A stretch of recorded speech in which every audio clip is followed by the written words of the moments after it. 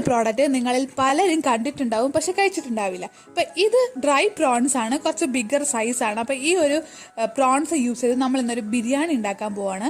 അപ്പം അതിനായിട്ട് നമ്മൾ കുക്ക് ചെയ്യണ മുമ്പേ പ്രോൺസ് നല്ലപോലെ വാഷ് ചെയ്യണം. ഒരു 3 to 4 ടൈംസ് എങ്കിലും വാഷ് ചെയ്യണം. ബിക്കോസ് അവരിത് ഡ്രൈ ചെയ്യുന്ന പുറത്തൊക്കെ വെച്ചാണ്, അതുകൊണ്ട് തന്നെ ഒരുപാട് മണ്ണും പൊടിയൊക്കെ കാണും.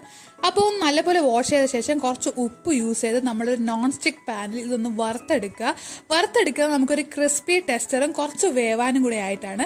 വേറൊരു പാൻ എടുക്കുക, അല്പം ഗീ ആഡ് ചെയ്യുക, സവോള അതുപോലെ തക്കാളി പച്ചമുളകൊക്കെ യൂസ് ചെയ്തൊന്ന് സോട്ട് ചെയ്യുക. നമുക്കിതിൻ്റെ മസാല ഉണ്ടാക്കാനാണ്.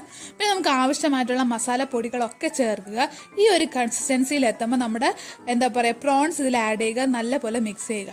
പിന്നെ നമ്മൾ ഓൾറെഡി വേവിച്ച് വെച്ചിട്ടുള്ള റൈസ് യൂസ് ചെയ്ത് ഇത് ദമ്മാണ് ചെയ്യുന്നത്.